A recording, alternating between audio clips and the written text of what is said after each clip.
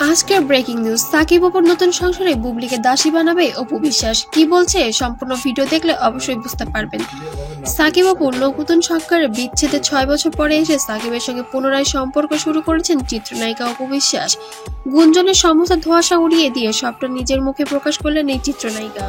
বুবলি যখন তার শক্ত প্রতিযোগিতা হয়ে মাঠে নামলেন, ঠিক সেই মুহূর্তে এসে হাটে হাড়ি ভাঙলেন অপু বিশ্বাস। তাহলে কবে থেকে শুরু হলো তাদের সম্পর্ক, সবটাই আছে ভিডিওর মধ্যে, দেখতে পারলে সবই বুঝতে পারবেন।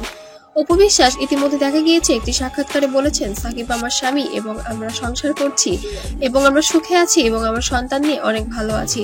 শুধুমাত্র ওই চাকরানি আমাদের মাঝখানে এসে আমাদের মধ্যে দ্বন্দ্ব তৈরি করছে এবং সবসময় যেন হাটে হাড়ি ভাঙার মতো নোংরামি কাজগুলো করে বেড়াচ্ছে।